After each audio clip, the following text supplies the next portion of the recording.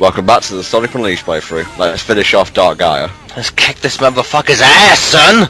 and get on to another Sonic game already. Yeah, I think so, man, because like, I like this game and all that, but it's weird, this playthrough is about half the length of 6 was, yet it's taken us about twice as long to do. Well, in 06 we didn't really care about the quality of the sound. which I think is fair, because Sonic Team obviously didn't give two shits about, 06, so why should we? This is true. Oh, you better have boost power when crossing this bridge, otherwise you'll get hit by those weird little tadpole things. All boosters, boost! No. I love the spit up when he goes to close up of Sonic's face, the sparkle in his teeth, which makes me laugh. Sonic Unleashed, sponsored by Colgate. Now, I'll be honest with you people out there, I haven't got a lot to say about this part until we get to the last fight, so Tom, you take it, commentary powers away! What am I gonna say? This is a loading screen? Yes, oh, so 6 all over again! I think I said those exact words in 06. I think we said those words about 7 times. You know what's weird? Yes, actually yesterday I rewatched a part of the 06 playthrough, and my god, we are boring. Yeah, I just want to say, why does Dark Gaia's design, I really like his design, but why does he have so many eyes for? Well, if you think about it, Chip kind of represents God and whatnot, and maybe Dark Gaia represents the devil. So Dark Gaia represents the devil, that still doesn't explain why he has a bunch of eyes. Maybe it's imagery, I don't know.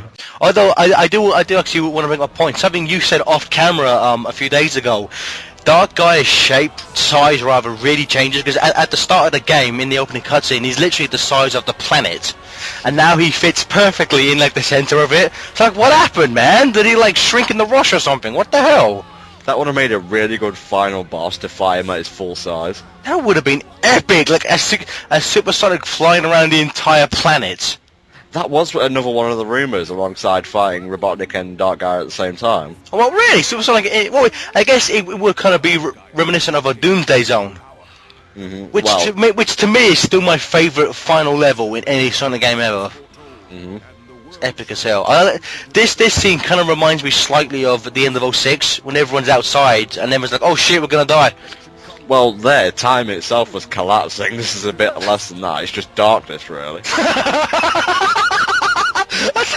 love your summing up of the Unleashed plot, it's just a bit darkness, who gives a shit? Just put on a fucking night light, your pansies. Fear and alarm every time it turns to night. There's a cutscene coming up that I believe scares you a tad, Gareth. Scares the crap out of me. Thank you for your unenthusiasm. Now I was talking about this cutscene right here, man. First time I saw this, I'm 20 years old when I first saw this. It's freaked the hell out of me, man. You pussy. Look, that's blood! Look at that! Gee, I know it's green, like imagine if that had been red, this game would have been rated like 15. Look at all the eyes! What is with all those eyes? Resident Evil.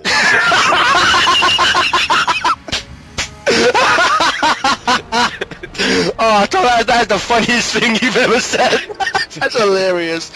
No, again, like, this is done by VE Studios. Amazing animation. I love it. Who didn't see a supersonic fight coming? Come on. Blatantly, but also I kind of do like it how all of the Gaia temples come together, which is why he gets the Chaos Emerald. So I guess like it was a cool device, but they kind of needed it for the story. You know what I actually wanted to happen in terms of super fights? What's that? Well, the Werehog goes super, then something happens to the Emeralds, he turns back into Sonic, but then he's hypersonic, and then it's awesome. That would have been sweet as hell. So, here we are at the final boss of Sonic Unleashed. Perfect Dark Gaia, who looks like some kind of demonic court jester at this point in time, you know what I'm saying? Tom, if you want to explain how the 360 boss handles, and then I'll explain the Wii version. Okay, basically it's a bit like Doomsday Zone from 3 and Knuckles, with a bit of perfect chaos from Adventure thrown into the mix. Your rings don't tick down, you have to collect them on the way to the shield. And I never actually realised until like just doing this fight that there were rings. I always went the bottom route, so you have to go near the boulders and dodge and weave to collect them. Nice.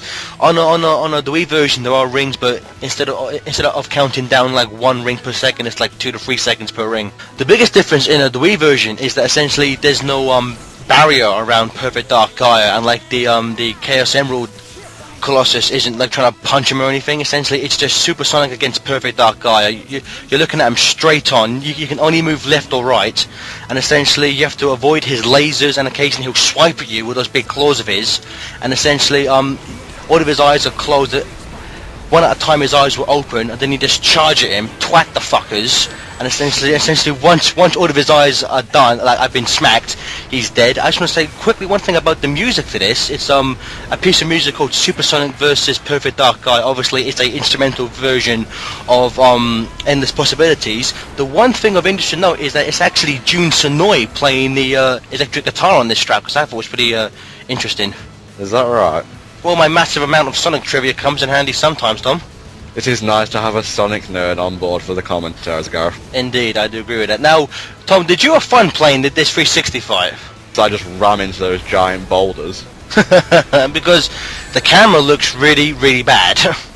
Well, if you take it slow, you can kind of maneuver around the boulders without taking a hit, like I did in the Sonic movies version of this. I did for his Unleashed movie.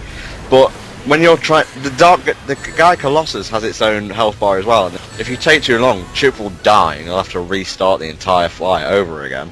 The Wii version that hasn't got that. I think it's safe to say the Wii version is hands down the best version ever. In your face, 360 boy. No, not conceding it, no.